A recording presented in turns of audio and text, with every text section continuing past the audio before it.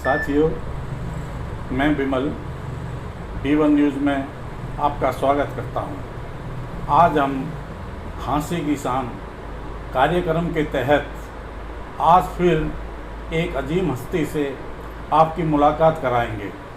ये अजीम हस्ती किसी परिचय की मोहताज नहीं है। हरियाणा प्रदेश या भारत देश के अलावा भी विदेशों में भी इनकी वकालत की धाक जमी रही है। तो आइए आज हम आपकी मुलाकात कराते हैं वरिष्ठ अधिवक्ता रजत कलसन से। रजत कलसन जी, V1 न्यूज़ पे आपका स्वागत है। हमारे दर्शक आज आपसे कुछ बात करेंगे। विमल जी V1 न्यूज़ चैनल में मुझे आमंत्रित करने के लिए और मेरे विचार सुनने के लिए आपका बहुत बहुत धन्यवाद। और मैं सभी साथियों से, जो भी दर्शक हम लोगों को देख रहे हैं, उनसे यह भी इंटरव्यू शुरू होने से पहले यह भी अनुरोध करूंगा कि V1 न्यूज़ जो है इसे ज़्यादा से ज़्यादा सब्सक्राइब करें, इसकी वीडियोज़ को शेयर करें, इस पर कमेंट करें, ताकि आपको पल पल की खबर आप तक पहुंचाने वाला V1 न्यूज़ आपके फ़ोन में, आपकी स्क्रीन के सामने रहे। धन्यवाद रजत जी। हमारे दर्शक आपसे कानून की बारीकियां जानने के इच्छुक हैं। दर्शक जानना चाहते हैं कि अगर उनके ऊपर कोई अत्याचार, कोई जुल्म या ज्यादती होती है तो सबसे पहले उन लोगों को क्या करना चाहिए? देखिए, मैं आपको बताना चाहता हूँ, जहाँ तक क्रिमिनल लॉ की हम अगर बात करें, हमारे साथ कोई घटना घटित होती है, आपराधिक घटना घटित होती है, तो उसमें हम लोगों के पास कई तरह के रास्ते मौजूद हैं। अगर हमारे साथ कोई मारपीट की घटना घटित हुई है और हम उसमें चोटिल हुए हैं, तो इसमें सबसे पहले हम लोगों को अपने आप को नज़दीकी सरकारी अस्पताल में जाकर अपना डॉक्टरी जांच करानी चाहिए। और MLR, जिसकी full form medical legal report होती है, अपनी मेडिकल लीगल रिपोर्ट डॉक्टर से तैयार करानी चाहिए। मेडिकल लीगल रिपोर्ट का एक सरकारी फॉर्मेट होता है, उसमें डॉक्टर आपकी चोटें लिखता है और चोटें लिखने के बाद डॉक्टर ये तय करता है कि क्या इन चोटों के आधार पर आपको अस्पताल में एडमिट करना पड़ेगा या आपकी छुट्टी करनी पड़ेगी। यदि ये डॉक्टर आपकी छुट्टी करता है तो छुट्टी करने के सूरत में डॉक्टर आपको आपकी जो डॉक्टरी रिपोर्ट है उसकी कॉपी देगा। हालांकि आपको उसकी कॉपी लेने के लिए कुछ नाम मात्र के सरकारी शुल्क देने पड़ सकते हैं, और आप उसकी कॉपी लेकर और अपनी शिकायत को एक सफ़ेद कागज़ पे, जो भी घटना आपके साथ घटित हुई है उसमें आप उस घटना को सफ़ेद कागज़ पर लिखकर उस MLR की रिपोर्ट के साथ नज़दीक थाने में दे सकते हैं। यहाँ पर मैं विशेष रूप से आपको बताना चाहूँगा कि जो भी आप शिकायत लिखने जा रहे हैं, उस शिकायत में सबसे पहले हम लोग विषय में उन अपराधियों का जिक्र करते हैं जिन्होंने हमारे साथ आपराधिक घटना घटित की है। उन अपराधियों के नाम, उनके बाप के नाम, उनका एड्रेस और उनके फ़ोन नंबर हमको उस विषय में लिखने होते हैं शिकायत के। उसके बाद उस घटना का हम विस्तृत रूप से उस शिकायत में जिक्र करते हैं। और ध्यान देने योग्य बात यह है कि जब हम कोई शिकायत लिखते हैं तो शिकायत लिखने के दौरान हमको सबसे पहले अपना इंट्रोडक्शन देना होता है, अपना एड्रेस बताना होता है। उसके बाद उस घटना की हमको तारीख लिखनी है, उस घटना का हमको समय बताना है और उस घटना की हमको जगह के बारे में बताना है जिस जगह अपराध की घटना हुई है। उसके बाद आपके साथ किन किन लोगों ने अपराध की घटना कारित की है, उन लोगों के पूरी तरह से नाम बताने होते हैं। उन लोगों के हाथों में क्या क्या हथियार थे और वो क्या धमकी देते हुए आपके साथ अपराध कर रहे हैं, इस बारे में हमको घटना के बारे में बताना होता है। तीसरी बात, उस घटना के बारे में हमें यह भी बताना होता है कि उन व्यक्तियों ने हम लोगों को कहाँ कहाँ पर चोटें मारी हैं।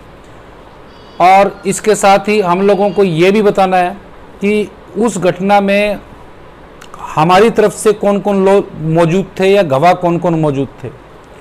और ये सारी की सारी बात बता के आपके साथ जो भी अपराध की घटना हुई है, चाहे आपको चोट मारी गई है, चाहे आपको धमकी दी गई है, चाहे आपके घर से सामान चोरी किया गया है, चाहे डकैती मारी गई है, इस तरह की कोई भी अपराध की घटना आपके साथ घटित हुई है, उसको आप कागज़ पे लिखकर नज़दीकी थाने में उसको दें। और नज़दीकी थाने में देने के बाद पुलिस उस शिकायत की जांच करेगी। अगर उस शिकायत के आधार पर संज्ञेय अपराध यानी कॉग्निजेबल ऑफेंस होना कारित पाया जाता है तो पुलिस को उसमें तुरंत एफआईआर दर्ज करनी पड़ेगी। अगर उसमें असंज्ञेय अपराध होना पाया जाता है तो उस दशा में पुलिस उसकी प्रारंभिक जांच कर सकती है। दूसरी इस बारे में बात बताना चाहूँगा कि महिलाओं के विरुद्ध जो अपराध होते हैं, उस महिलाओं के विरुद्ध अपराध में रजत कलशन जी, समाज में महिलाओं के खिलाफ जो भी आपराधिक मामले होते हैं उसमें कानून क्या कहता है और महिलाओं की कहाँ तक सहायता करता है? देखिए, महिलाओं के खिलाफ जो अपराध हैं उसके बारे में सुप्रीम कोर्ट से लेकर पुलिस डिपार्टमेंट तक बेहद सख्त हैं। और अगर किसी महिला के साथ कोई छेड़खानी की घटना होती है, यौन उत्पीड़न की घटना होती है, या उसके ससुराल में उसके साथ दहेज के लिए उसके साथ क्रूरता की जा रही है या उसके साथ मारपीट की जा रही है, तो इन सिचुएशंस में भारत सरकार ने एक हेल्पलाइन नंबर जारी किया है 1091। तो महिला उस दशा में इमरजेंसी के हालात में 1091 पर कॉल करके पुलिस की सहायता ले सकती है। इसके अतिरिक्त जिला हिसार में अभी हाल में ही जिला हिसार में नहीं, पूरे हरियाणा में 112 की सेवा शुरू की गई है। और उसमें पुलिस आपके समक्ष, अगर आप उस पर कॉल करके कोई महिला अपनी घटना के बारे में बताती है तो पुलिस 10 से लेकर 15 मिनट के बीच में उसके समक्ष होगी और फिर उस महिला उस मामले में अपनी शिकायत दर्ज करा सकती है। और इसके अतिरिक्त महिला सीधा थाने में जाकर भी अपनी शिकायत दर्ज करा सकती है।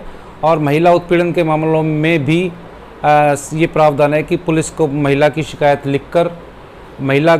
लिखनी पड़ेगी। और महिला की शिकायत लिखने के लिए महिला वकील को बुलाया जाएगा, महिला पुलिस अधिकारियों की उपस्थिति में उसका बयान लिखा जाएगा और उसके बाद मुकदमा दर्ज किया जाएगा। अगर यौन उत्पीड़न की घटना है तो महिला का तुरंत मेडिकल कराया जाएगा। मेडिकल कराने के बाद उसके मजिस्ट्रेट यानी जज साहब के समक्ष बयान भी दर्ज होंगे। तो एक वेल प्रेस्क्राइब्ड तरीका है महिलाओं के विरुद्ध अपराध जो हैं उनको कम करने का। और अगर इस मामले में कोई पुलिस अधिकारी महिला के विरुद्ध जो अपराध हुआ है उसमें आपकी एफआईआर दर्ज करने से मना करता है या आपकी शिकायत लेने से मना करता है तो उक्त पुलिस अधिकारियों के उस पुलिस अधिकारी के खिलाफ आप पुलिस के उच्च अधिकारियों को शिकायत कर सकते हैं और उस पुलिस अधिकारी के खिलाफ कड़ी कार्रवाई भी पुलिस विभाग द्वारा की जाएगी। रजत जी, एक पास्को कानून है, उसकी व्याख्या करोगे आप? देखिए, पॉक्सो जो एक्ट है, जो पॉक्सो अधिनियम है, इसको हम कहेंगे protection of children from sexual offence act, यानी नाबालिग बच्चों के खिलाफ यौन अपराधों को रोकने के लिए बनाया गया कानून। ये कानून बहुत सख्त है और इसमें 1 साल से लेकर और मौत तक की सज़ा के प्रावधान है और उम्र कैद की सज़ा भी इस केस में दी जा सकती है। जब 18 साल से कम उम्र के बच्चों के साथ कोई यौन उत्पीड़न की घटना होती है, चाहे वह बच्चा मेल हो चाहे फीमेल हो, अगर उसके साथ कोई यौन उत्पीड़न की घटना होती है तो उस दशा में पुलिस को शिकायत मिलने पर तुरंत एफआईआर दर्ज करनी पड़ेगी। एफआईआर दर्ज करने के बाद उसमें बच्चे होते हैं, चिल्ड्रन होते हैं, उनका पुलिस खुद भी बयान दर्ज करती है, मजिस्ट्रेट के सामने भी बयान दर्ज होगा और बच्चे का तुरंत डॉक्टरी जांच कराई जाएगी। डॉक्टरी जांच कराने के बाद इसमें आरोपी को फिर गिरफ्तार करने की कार्रवाई होती है। और मैं आपको बता दूं कि protection of children offence act में जो धारा 4 है, धारा 6 है, धारा 10 है, ये गंभीर श्रेणी के अपराधों में आते हैं और इसमें आप ये मान के चलिए कि जल्दी से जमानत का प्रावधान भी नहीं है। और इसमें आप लोगों को थोड़ी जानकारी ये भी दूं कि जब बच्चे के बयान दर्ज होते हैं तो पुलिस की ये जिम्मेदारी होती है कि बच्चे को ऐसा महसूस नहीं होना चाहिए कि वो थाने में बैठा हुआ है। पुलिस की ड्यूटी ये होती है कि उस बच्चे को एक फ्रेंडली और घर जैसा वातावरण बना कर दें। यही निर्देश अदालतों के लिए हैं। अदालत में जब बच्चे की गवाही होती है या बयान दर्ज होते हैं, तब भी अदालतों को बच्चे को ऐसा माहौल देना होता है जिससे बच्चा टेरराइज ना हो जाए, उसको मेंटल ट्रॉमा ना पहुँचे, उसको घर जैसा माहौल देना होता है। और सबसे बड़ी बात यह है कि जब भी बच्चे के बयान चाहे अदालत में दर्ज हो चाहे पुलिस में दर्ज हो, बच्चे के परिवार के सीनियर मेंबर की उपस्थिति, माँ या बाप की उपस्थिति जो है वो बच्चे के साथ होनी चाहिए।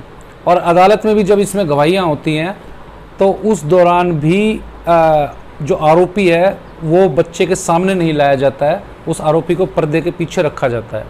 और सबसे अच्छी बात इस कानून में ये है कि जिस तरह रेप के केसों में आप लोग फिल्मों में देखते हैं कि रेप पीड़िता से दूसरे पक्ष के वकील अनाप शनाप सवाल पूछते हैं और उसके करैक्टर के बारे में गलत सवाल पूछते हैं, पॉक्सो एक्ट के केसों में इस तरह नहीं किया जा सकता। पॉक्सो एक्ट के केसों में अगर वकील को दूसरे पक्ष के वकील को कोई सवाल पूछना है तो उसे वह सवाल पहले जज साहब को बताना होगा। जज साहब को ठीक लगेगा कि ये सवाल बच्चे से पूछा जाना चाहिए, तब वो सवाल उस बच्चे से पूछा जाएगा।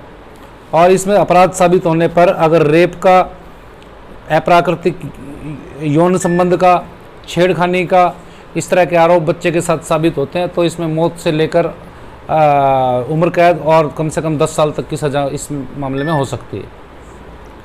रजत कलसन जी, आजकल देखा गया है कि वृद्ध माता पिता की लोग वाग कम केयर करते हैं। क्या कानून में ऐसा कोई प्रावधान है कि जो बुजुर्ग दंपतियां हैं, माता पिता हैं और जिनके बच्चे उनका विशेष ध्यान नहीं रखते हैं, उनके खिलाफ भी कोई कार्रवाई हो सकती है?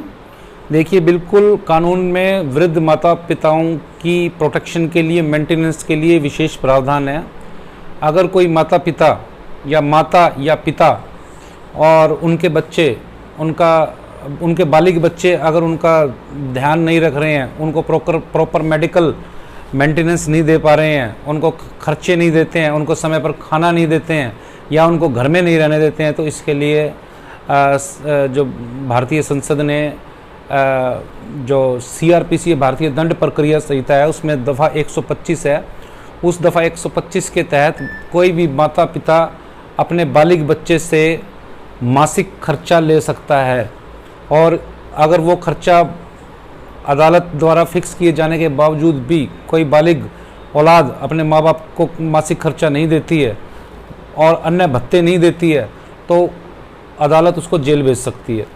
दूसरा, अगर कोई माता पिता अपने बच्चों के नाम कोई प्रॉपर्टी कर देते हैं जो उन्होंने खुद कमाई है और वो बच्चों के नाम कर देते हैं और उस प्रॉपर्टी को लेने के बाद जो बच्चे हैं वो आंख बदल लेते हैं या उसके बाद माता पिता की सेवा करने से इनकार कर देते हैं, उनको खाना पीना देने से इनकार करते हैं, उनको चिकित्सीय सेवाएं दिलवाने से इनकार कर देते हैं, तो अब एक सीनियर सिटीजनशिप एक्ट भी आया है। उसमें अगर माता पिता 60 साल से ज़्यादा उम्र के हैं तो इसमें जो डिप्टी कमिश्नर जो और SDM है, इनको अधिकार हैं उक्त रजिस्ट्री को माता पिता के आवेदन पर, जो सीनियर सिटीजन उनके आवेदन पर उस रजिस्ट्री को खारिज करके उसका मालिकाना हक दोबारा उन्हीं को, माता पिता को भी दिया जा सकता है। और सीनियर सिटीजनशिप एक्ट के तहत भी उनको मेडिकल सुविधा, उनको पेंशन की सुविधा, उनको मासिक खर्चे की सुविधा और उनके सुबह शाम भोजन की सुरक्षा की गारंटी इस अधिकार के द्वारा, इस एक्ट के द्वारा सरकार और संसद द्वारा सुनिश्चित की गई है। साथियों, आज हमने वरिष्ठ अधिवक्ता रजत कलसन जी से कानून की बारीकियां समझी। उन्होंने बताया एक आम आदमी, एक महिला, एक बाल अपराध करने वाले लोगों के खिलाफ और वृद्ध माता पिताओं के खिलाफ सरकार ने क्या क्या कानून बना रखे हैं और उन पर किस तरह से कार्रवाई की जा सकती है। साथियों, इस मामले में हम आगे रजत कलसन जी से और भी मुलाकात करेंगे और आगे के लिए इनके पास और कानूनों से आपको अवगत कराएंगे। तो देखते रहिए साथियों V1 न्यूज़ चैनल और इसे सब्सक्राइब करें, शेयर करें और लाइक करें। रजत कलसन जी, आपका बहुत बहुत धन्यवाद। आपने जो भी कानून की बारीकियां समझाई शायद वो लोगों के काम आएंगी। जी बिल्कुल, ये जो हम लोगों ने जिन कानूनों के बारे में चर्चा की है, ये आम नागरिक के रोज़ाना रोज़मर्रा के काम आने वाली जानकारियाँ हैं और हम लोगों का फ़र्ज़ है कि हम लोग अपनी जनता को इस तरह की जो जानकारी है वो प्रदान करें। और मैं आपका बहुत धन्यवाद करना चाहता हूं कि आपने मुझे अपने स्टूडियो में बुलाकर मेरा इंटरव्यू किया। आप सभी का, आपकी पूरी टीम का बहुत धन्यवाद।